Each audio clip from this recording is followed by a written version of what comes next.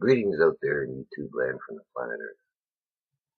You know, um, sometimes I let these new emotions get to me. I just feel a lot of righteous indignation sometimes, right? And it's a new thing for me. I was so dead inside for a long time. I mean, a lot of people don't understand what it's like. Some of you may, but I had a bunch of industrial accidents back in the '80s at the place I worked, right? I ended up losing my job in '98 to excessive injury. When you're hit by forklifts a few times and it's not your fault, and you're there working and you're at your work center and they hit you, it's like, how is that your fault, right? You know, the last one, they hit my elbow. I had two operations on my elbow just to use it a little bit, and they wanted to do a third and give me a fake elbow, and I said no, no, no, no, no, no. I got scars all over my body, right? But the inside of me was numb. I mean, emotionally numb from all the pain. Nothing would faze me. You could break every bone you wanted in my body, break a finger and sit back and not even get a single tear out of me. Nothing, not even a sound. I was so used to pain all the time, and I was dead inside. So when Jesus fixed me, I got all these new emotions, and that most of you take for granted, right? That I can't even remember having, right? I couldn't even remember having feelings that I've never even had before, emotions that I've never had before. I have now. And talk about challenging sometimes, right? Because I got the inner peace and calm on me going all the time. But when I see some stuff that, it really bothers me, and the stuff that really bothers God, when I see this, I just feel sick to my stomach. And I mean, when the place I worked, they had a place called the Pit, right? They had an underground conveyor system for the scrap and then the different dopes. That's what they call them, dopes, lubricants, right? And foul, foul, foul. Worse than a garbage dump in the middle of summer. Man, was this foul. And I'd have to go down there sometimes. A lot of people didn't want to go. But hey, send him, right? You go near there and you'd throw up. It was so bad they emptied that one area of the plant whenever they opened that little area up. And I had to go in and out of there and clean it, okay? You try with a pitchfork, picking up scrap, putting it in a bucket, going up and down. And if any of this liquid got on your clothes, man, anybody downwind could smell you, and a lot of people were throwing up, okay? Yeah. And I had to do that, right? And a lot of stuff didn't really faze me after a while. And so this is a new adventure in my life, having emotions, right?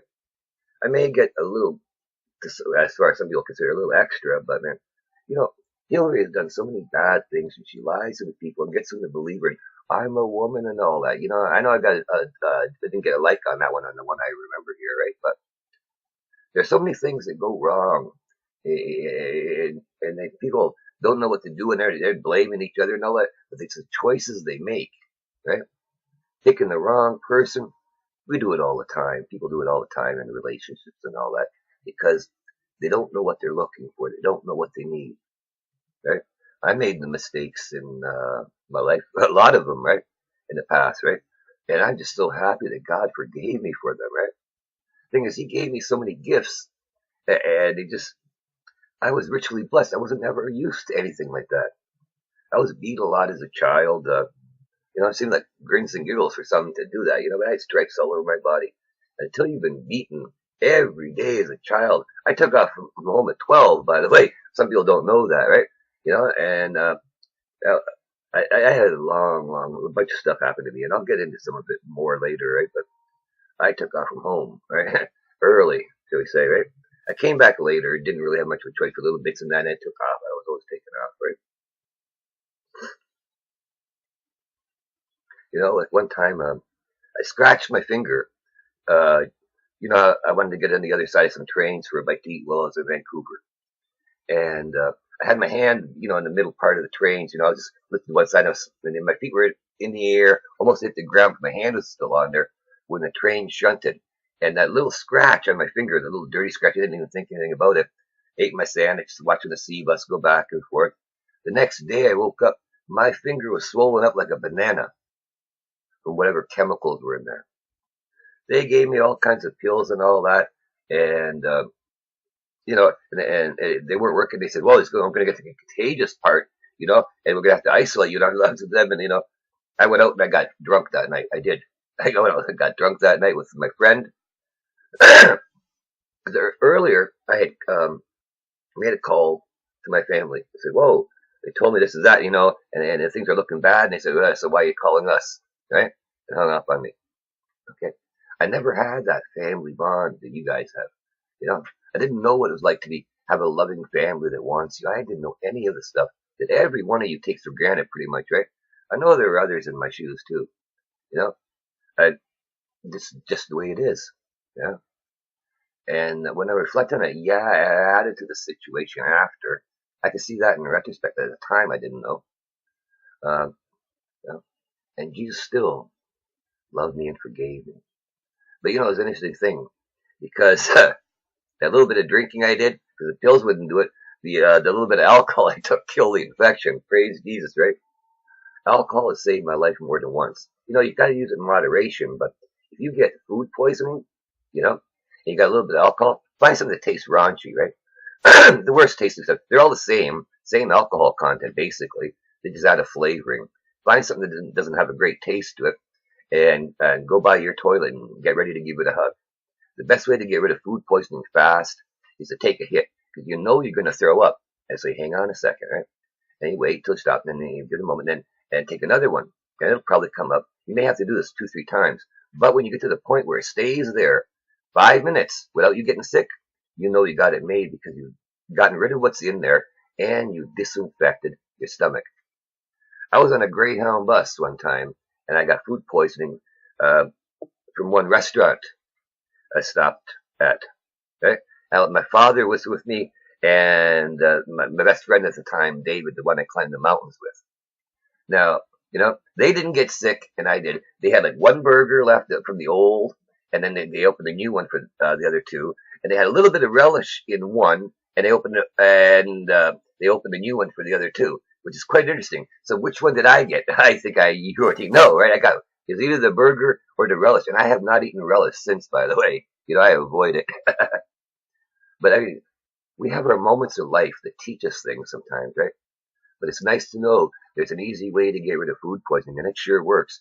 Hey, after a few days of being sick on a bus, we find I was going out west with a bus with my dad. I wanted to try that, And the first place we stopped where he could get a bottle, he went and he got it for me, because they stop at different times. You can't. You try to have food poisoning. Imagine being on a Greyhound bus with a bunch of people. That bathroom being occupied when you need it. You just don't go well. But my dad was my hero that day, because he knew that. A lot of people don't know simple things like, that brewer's yeast, it smells like the beer smelling one is a better one, right? You get the fresh yeast. If you cut it, you need to cut a piece of thread to cut it. But if you do, and you eat a little piece, then it brings your sugar to normal, because the yeast needs sugar.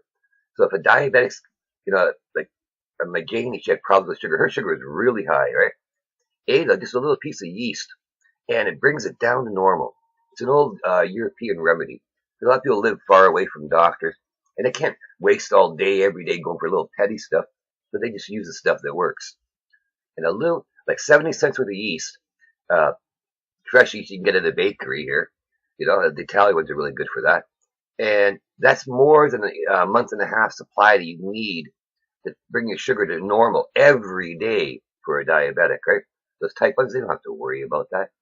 But they give them pills that don't work. Janie had run into that, see? And then when she was up here, she could get it. And then she went back down to the States for a little bit. Her mother was ill to tend to her mother, who just passed, sadly. But they couldn't get it. She couldn't get any yeast down there. Something so simple. And all them fancy creams and everything didn't work. She had those weeping legs so bad, the bleeding legs that diabetics have. Within 2, 3 days, it was dried up, like she wasn't even leaking. That's the power of the yeast. God put all kinds of stuff down here to help us. But, she spent thousands of dollars, and I was there watching, thousands of dollars on these pills that they gave her and creams and that didn't do anything. And a lousy little bit of cheap, few penny yeast fixed the problem, brought her sugar to normal, dried up her legs. God is truly amazing, and He puts wonders all around us. And we're supposed to share this to uplift and help each other. There's a lot of power in His herbal teas. There really is. They blend very well, loaded with antioxidants, and then you add fennel to the mix, and it's truly amazing.